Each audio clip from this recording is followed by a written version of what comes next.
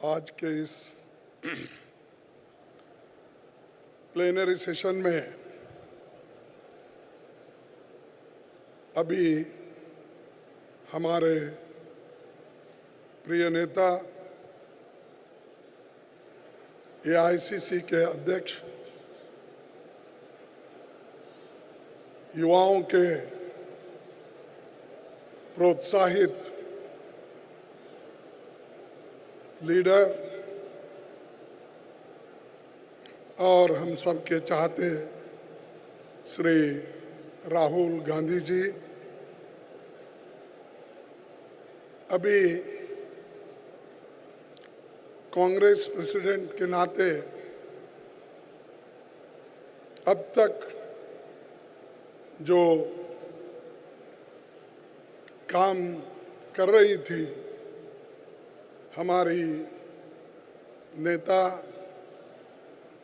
और खासकर जिस पार्टी को ऊपर उठाया जब हमारी पार्टी डूब रही थी, लोग परेशान थे, सारे देश में ऐसा एक माहौल बन गया था, कांग्रेस पार्टी क्या बचेगी क्या डूबेगी। उस वक्त श्रीमती सोनिया गांधी जी ने सारा बोझ अपने कंधे पे उठाया और इस पार्टी को आगे बढ़ाया और 10 साल तक हम हुकूमत करते रहे। ऐसी हमारी जनप्रिय नेता श्रीमती सोनिया गांधी जी,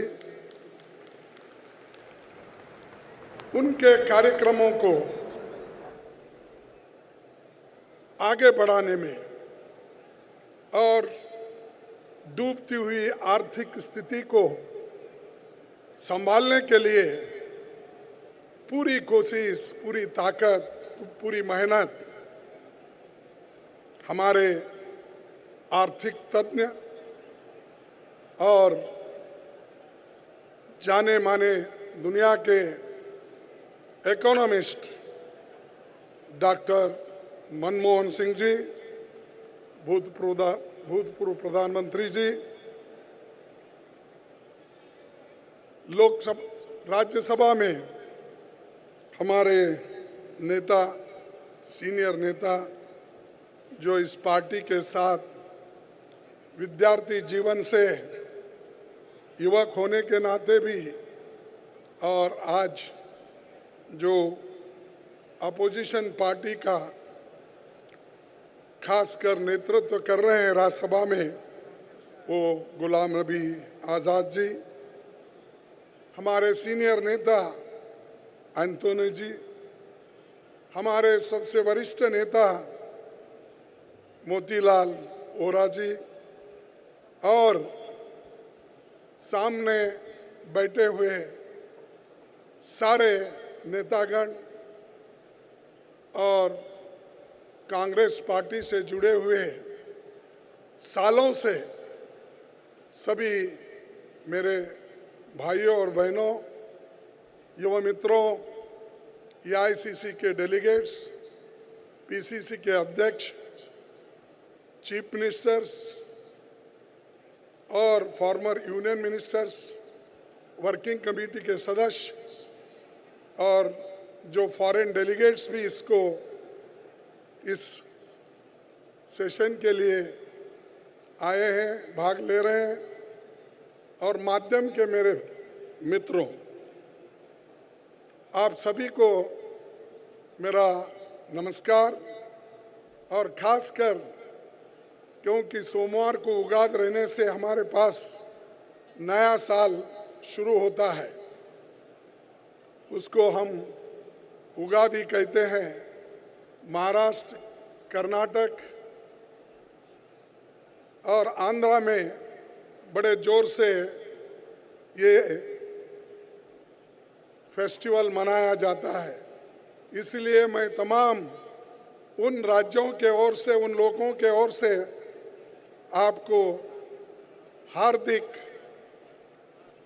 अभिनंदन करता हूं और सभी को शुभकामनाएं देता हूं। ये जो नया साल शुरू हो रहा है और खास करके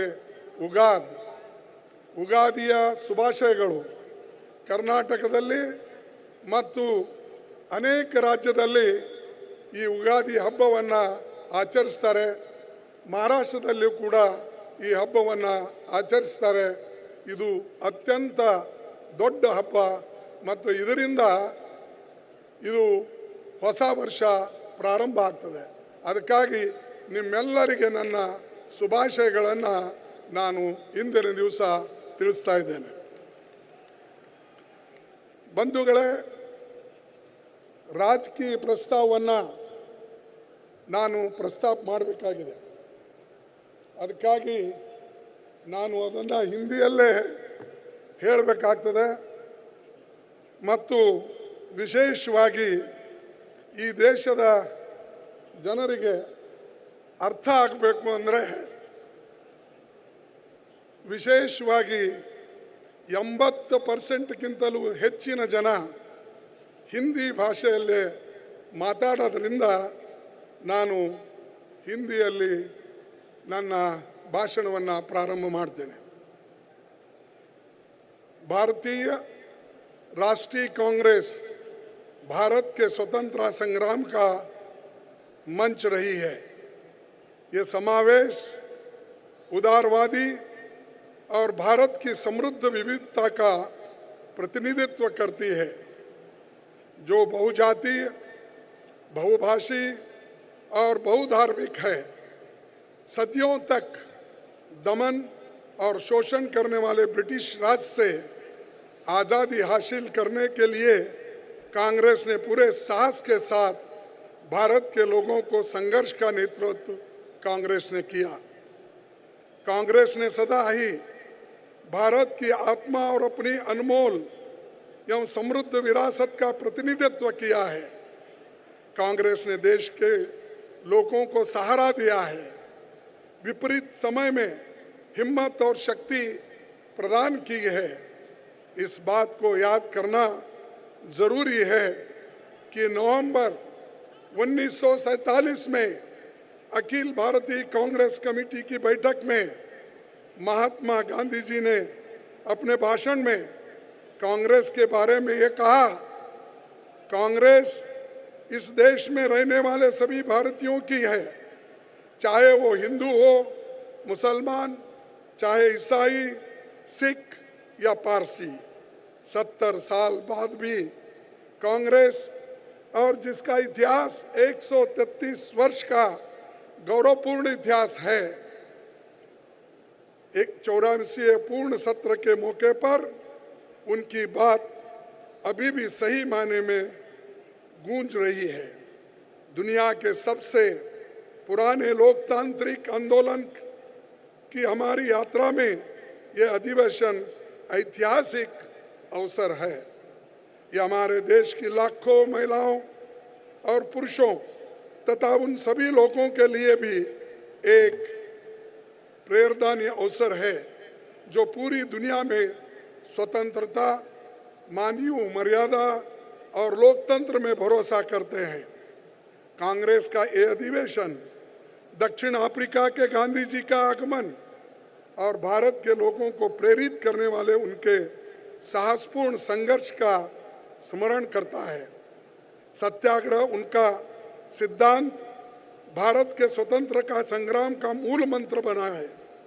महात्मा गांधी ने लाखों लोगों को सादगी के साथ अपनी हिम्मत, सहानुभूति और मानवता को प्रदर्शित करने वाले उदाहरणों के जरिए अपने संदेशों से प्रभावित किया.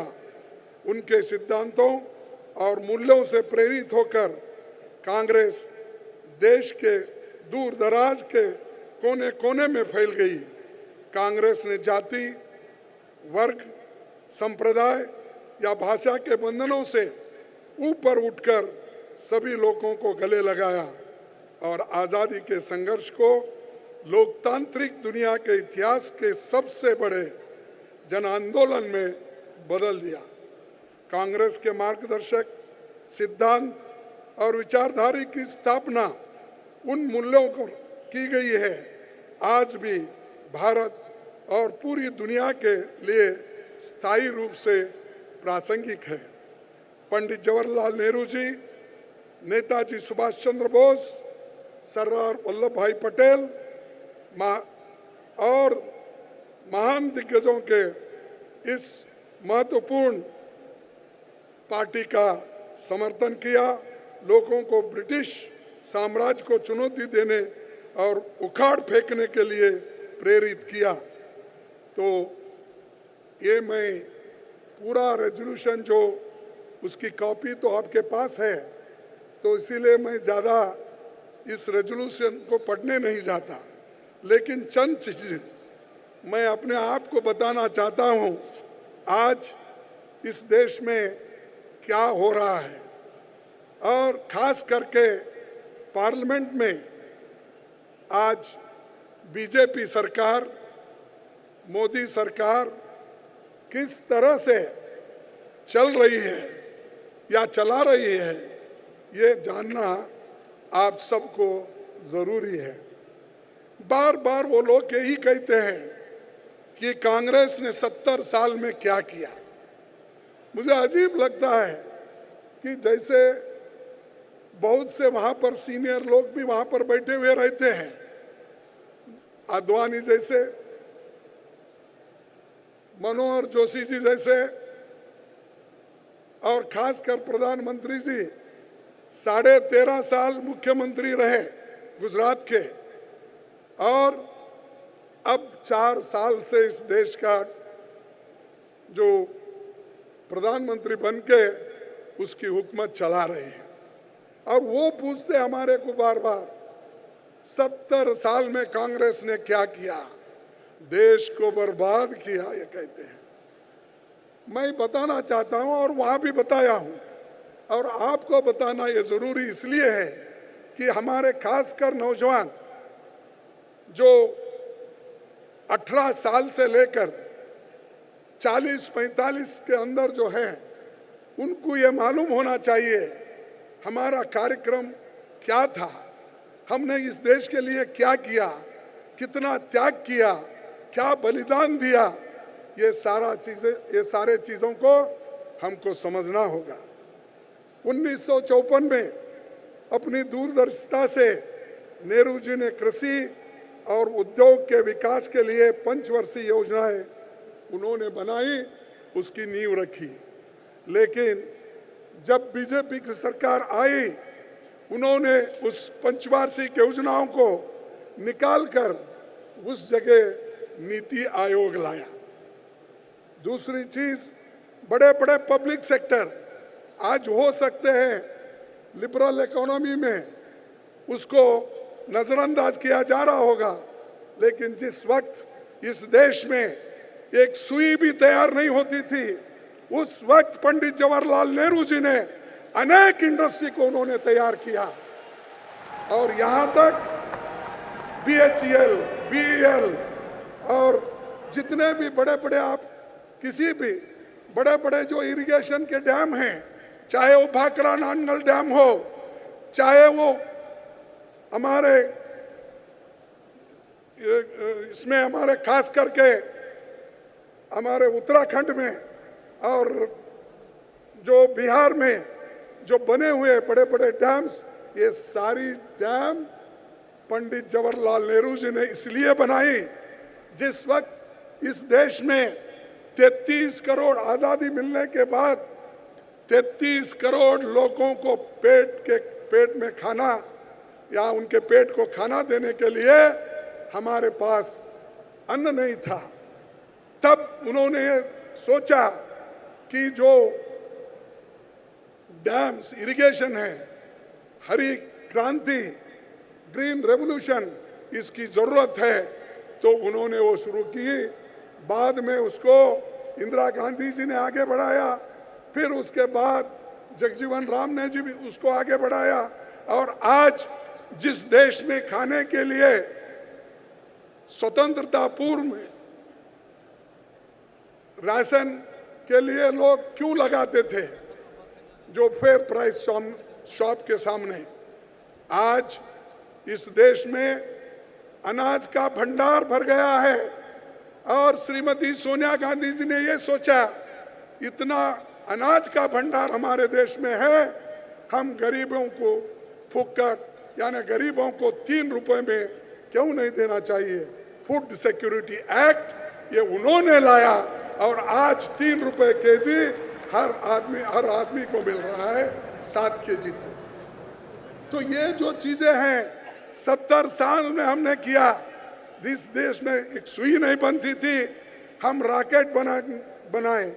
जिस देश में खाना नहीं मिलता था लाखों टन खाना यानी इतने बड़े बड़े भंडार अन्नदान के खोल दिए हैं।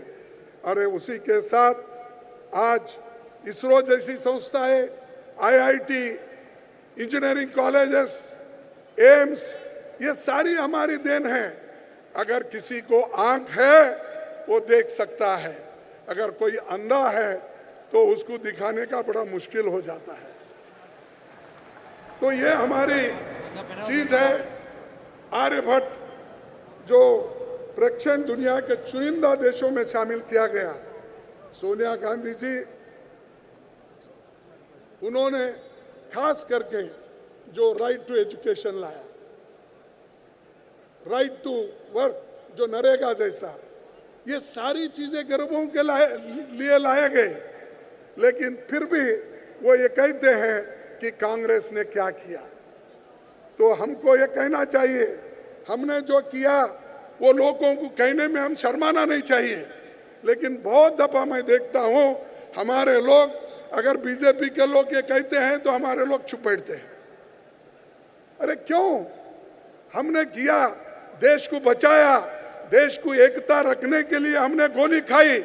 हमारी नेता श्रीमती इंदिरा गांधी जी ने 32 गोलियां खाई और अपनी जान दी देश के एकता के लिए। राजीव गांधी जी ने इस देश के एकता के लिए, एक महिला आकर जब उनको माला पहनाने के लिए आगे आई तो राजीव गांधी जी ने अपना सर झुकाकर उस माला पहनने के लिए गए तो उसमें जो मानव बम था, मानव बम से राजीव गांधी का देह उड़ा दिया गया और उनके शरीर के टुकड़े टुकड़े हो गए इस देश के लिए। और फिर भी हमको पूछते हैं 70 साल में क्या किया।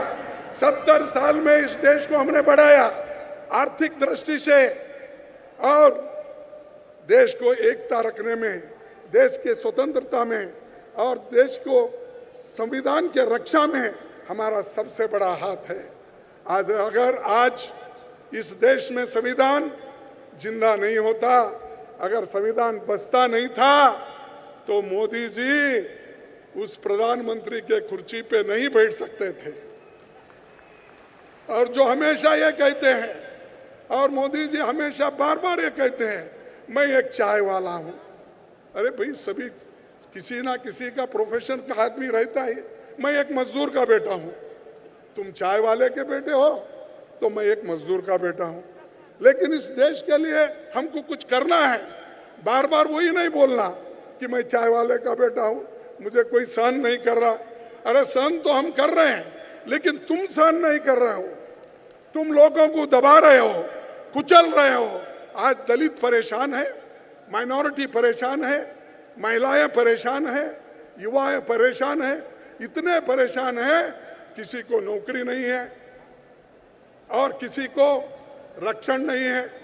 तो इसीलिए मैं ये कहूँगा, आज जो मोदी साहब हमेशा अपने भाषण में कहते हैं, अब वो छोड़ देना चाहिए। और वो आते ही कह दिए कि मैं करप्शन हटाऊंगा।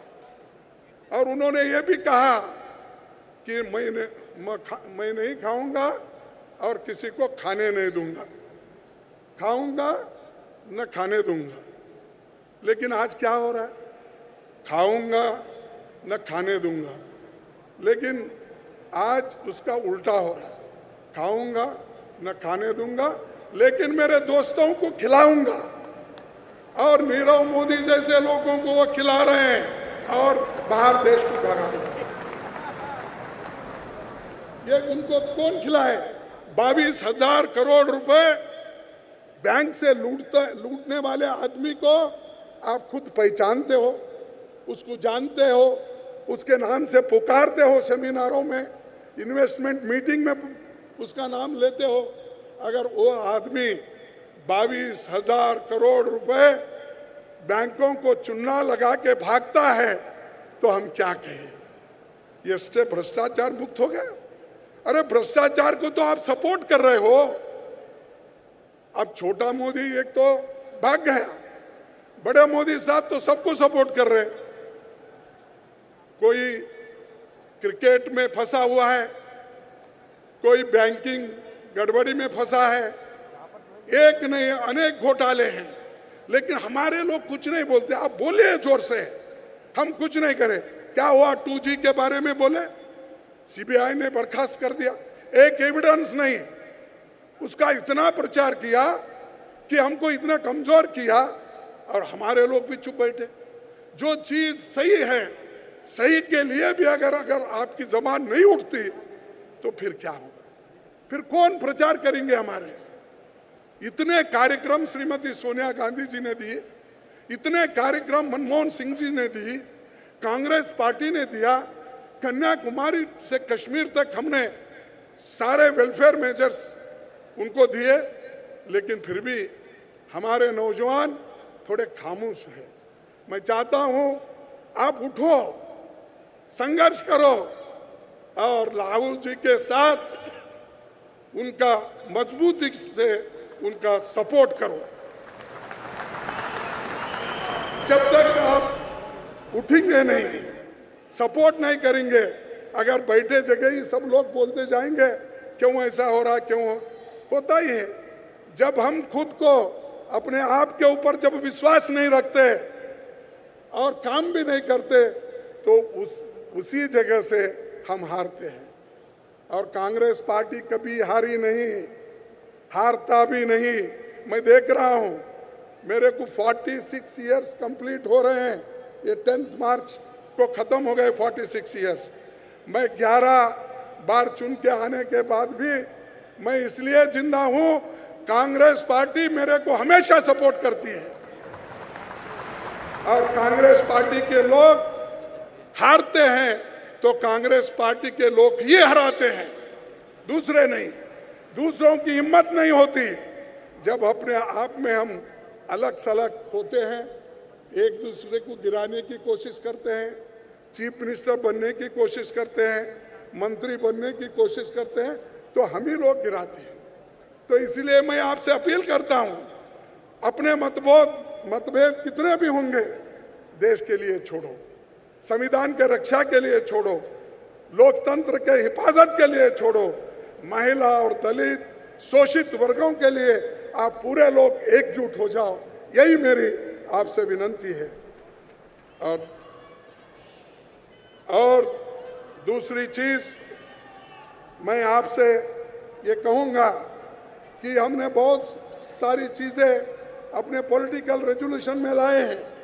मैं वो सारी चीज़ें फिर से बताना नहीं चाहता हूँ क्योंकि आपको चर्चा के लिए बड़ा समय है, तो उस समय में आप सारी चीज़ें ले सकते हैं। लेकिन एक दो चीज़ें और भी मैं बताऊंगा जो किसान का समस्या है। खैर वो रेजोल्यूशन तो सेपरेट है, लेकिन 16,000 किसान लोग आज सुसाइड कर लिए। 16,000 से भी ज़्यादा हो सकता है, लेकिन जो आंकड़े मुझे मिले हैं। और ये बीजेपी सरकार ने क्या किया? हमारे सरकारों ने जब कभी किसानों के ऊपर कोई ऐसी आपत्ति आती थी तो हमने, श्रीमती सोनिया गांधी जी ने, मनमोहन सिंह जी ने यह तय किया जब किसान आपत में है हम उनको मदद करना चाहिए। 72,000 करोड़ हमने किसानों का लोन माफ किया। बताओ बीजेपी ने कितना किया? कौन से स्टेट में किया? किया तो भी वो यूपी में किया, लेकिन वो लोग उसको नकार दिए, तुम जाओ। और वो उसको सबक भी सिखा दिए। गोरखपुर में और दूसरे जगह, और वो आकर कर्नाटक में प्रचार कर रहा है। अपना घर तो छोड़ दिया, लेकिन कर्नाटक में आके प्रचार करने का शुरू किया है। लेकिन लोग वहां भी उनको सबक सिखाएंगे, और कांग्रेस पार्टी कर्नाटक में आपके ब्लेसिंग से, आपके कोऑपरेशन से फिर से अधिकार में आएगा। मैं आपको कहने लगा, आपकी मदद की जरूरत है। जिस ढंग से बीजेपी के लोग, जिस ढंग से आरएसएस के लोग घर घर जाकर काम करते हैं, वैसा ही आप हमारी मदद कर्नाटक में आप करना चाहिए। मैं आपसे अपील करूंगा, आपके कितने भी तकलीफ होने दो, आप वो सभी को अलग रख के आप आगे बढ़ना चाहिए। और एक बात मैं ये कहूँगा कि जो बार बार मोदी जी अपने भाषण में ये कहते हैं कि मैं किसानों की रक्षा करूँगा, किसानों की रक्षा करूँगा, ये मुंह से कहते हैं, लेकिन उनके बजट में कुछ दिखाई नहीं देता। जेटली साहब हमेशा ये बात करते हैं क्या कि हम किसान, दलित, पिछड़े सबको मदद कर रहे हैं, लेकिन उनके बजट में कुछ भी नहीं है, ना दलितों के लिए है। एक कर्नाटका राज्य का उदाहरण देता हूं, जो कांग्रेस पार्टी सिद्धरामैया के नेतृत्व में, राहुल जी के नेतृत्व वाले एक मार्गदर्शन में, वहां पर किसानों का कर्जा भी हमने माफ कर दिया। और दूसरा, जो बजट सेंट्रल का है, केवल 54,000 करोड़ रुपए दलितों के लिए है, लेकिन कर्नाटक अकेले राज्य में 27,000 करोड़ रुपए रखे हैं एक ही राज्य में। ये कांग्रेस का देन है। हम बहुत कुछ किए हैं और करने वाले हैं। इसीलिए एक किसान मुझे मिला था, उसने ये कहा, क्या साहब, हमको कोई पूछने वाला नहीं है, कोई कुछ देखने वाला नहीं है, अगर आपकी सरकार होती तो आप हमेशा हमको मदद करते, लेकिन ये आज हमको किसी से मदद नहीं मिल रही और हमारा ऐसा हो रहा है। तो उन्होंने एक शायरी मुझे बतलाई, उन्होंने जो कहा मैं वही कहूँगा। उसने ये कहा, उस किसान ने, कत्ल हुआ हमारा इस तरह किस्तों में, कत्ल हुआ हमारा इस तरह किस्तों में, कभी खंजर बदल गए, कभी कातिल बदल गए। तो ये मैं नहीं कह रहा हूं, ये किसान बोल रहा है। ये बीजेपी सरकार आने के बाद ये क्या हो रहा है, ये उसने बताया। ये इसलिए ये जो बीजेपी सरकार कर रही है और कत्ल कर रही है, वो भी किस्तों में कर रही है, कभी किसानों का, कभी किसान मजदूरों का। दूसरी चीज मैं और भी बताना चाहता हूं, क्योंकि बहुत से लोग आरएसएस के जिस देश का माहौल खराब कर रहे हैं, हिंदू मुसलमान में झगड़ा लगाना, दलित और सवर्णियों में झगड़ा लगाना, हर जगह ये चल रहा है। और उसको प्रोत्साहन देने वाले आरएसएस के लोग, बजरंग दल के लोग और विश्व हिंदू परिषद के लोग, ये लोग काम करें। इसीलिए हमको भी मजबूती के साथ उनका मुकाबला करना होगा।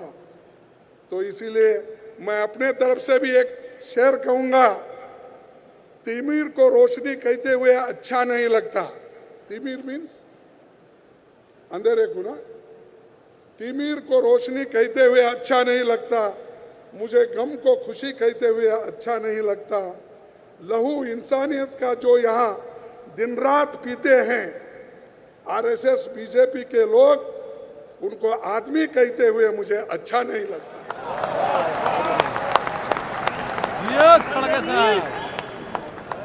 मैं प्रेसिडेंट भाषण पे अपने भाषण शुरू किया था, तब मुझे, क्योंकि मैं कुछ करना है तो मुझे बहुत कोशिश करनी पड़ती हिंदी में बोलने के लिए। रात तमाम बैठ के सब शेर शायरी देखना, रेजोल्यूशन देखना, कोई शब्द का अर्थ अगर गलत भी हो गया फिर बाद में ये नहीं कहना चाहिए था, तो इसलिए मैं भी पहले ही माफ़ी मांग रहा हूँ। अगर इसमें कुछ गलतियाँ भी है तो आप माफ़ कर दीजिए। मैं गुलबर्गे से आता हूँ और दक्षिण भारत से आता हूँ, लेकिन उन्होंने आज ये चाल चलाई है। और मैं उस वक्त जब प्रेसिडेंट स्पीच हो रहा था तो उस वक्त मेरे सामने टीडीपी के लोग खड़े हुए थे और दूसरी तरफ टीआरएस के लोग खड़े हुए थे। तो मेरी सीट फ्रंट सीट थी, तो मैं बार बार उठ रहा था और स्पीकर से कहा, निवेदन किया, मैडम मुझे बोलने के लिए मौका दीजिए।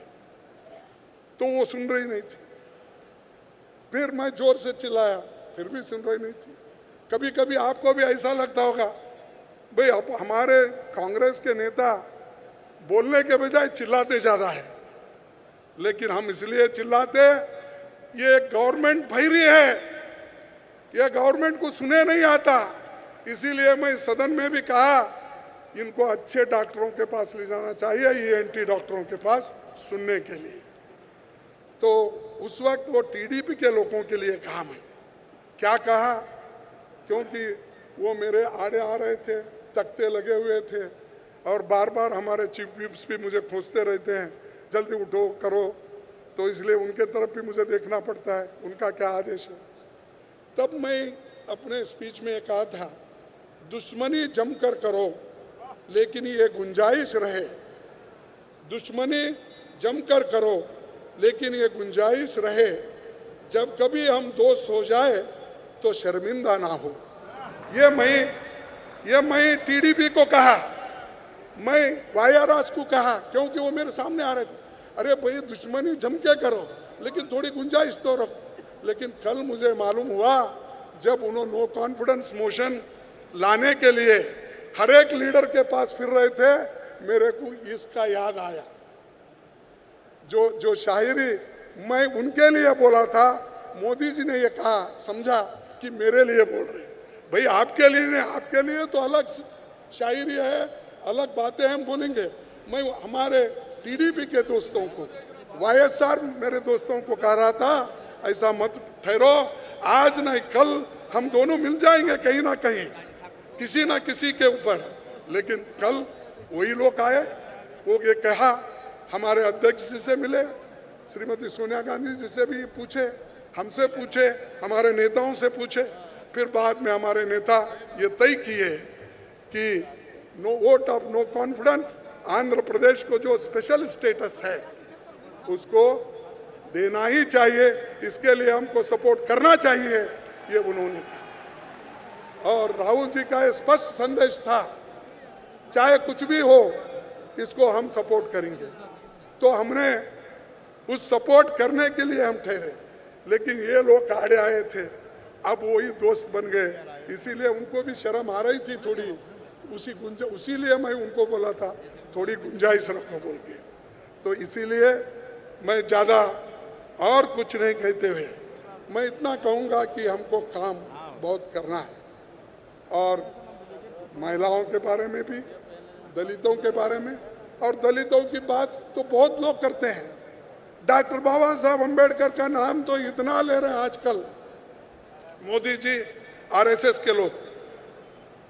10 साल पहले उनके पास बीजेपी के ऑफिस में अंबेडकर की फोटो नहीं लगती थी, लेकिन आज अंबेडकर अंबेडकर अंबेडकर वो कहते हैं, लेकिन अंबेडकर के संविधान को बचाने की बात नहीं करते। अंबेडकर जी जो उसूल बोले, लिबर्टी, इक्वालिटी, फ्रेटर्निटी, टॉलरेंस, इसकी बात नहीं करते। वो टॉलरेंस तो है ही नहीं उनके पास। तो इसीलिए हमको एक तो संविधान को बचाना है। मैं खासकर दलित लोगों से अपील करता हूँ, पिछड़े लोगों से अपील करता हूँ, महिलाओं से अपील करता हूँ कि अगर संविधान बचा तो आप बचेंगे, अगर संविधान नहीं है तो कोई रिजर्वेशन नहीं। अब एक एक होके खत्म हो रहा है। यूनिवर्सिटीज में वो रिजर्वेशन खत्म किए और वहां पर वो अलग ढंग से रिजर्वेशन लाए। जिस डिपार्टमेंट में अगर 2 चीजें हैं, या 2 वैकेंसीज है उतना ही वो देख ले। तो इसीलिए इस संविधान को बचाना है, हमको काम करना है, आगे बढ़ना है। तो इसीलिए हमको कोई मिटा नहीं सकता और कांग्रेस पार्टी को मिटाने की बात बहुत लोग कर रहे हैं। और कांग्रेस पार्टी के लिए वो ये भी कहते हैं कि उनका अब नामो निशान नहीं है, एक एक करके हम हटा रहे हैं, ये उनका कहना है। लेकिन वो याद रखे, हम इतने जल्दी इनके हाथ में मिलने वाले नहीं हैं और हम बढ़ते रहेंगे। हम तो बीज है, आप जितना जमीन के अंदर दबाएंगे उतना ऊपर हम आएंगे। तो ये इतना कहते हुए मैं ज़्यादा वक्त नहीं लेता हूँ, क्योंकि मेरे पीछे अभी जनरल सेक्रेटरी साहब आए, इसीलिए मैं आप सभी का धन्यवाद करता हूँ कि जो कुछ भी मैंने कहा, जो चीज़ें अच्छे हैं वो आप लेके जाइए, जिन चीज़ों में कमियां हैं वो मेरे झोली में छोड़िए, मैं लेकर चले जाता हूँ।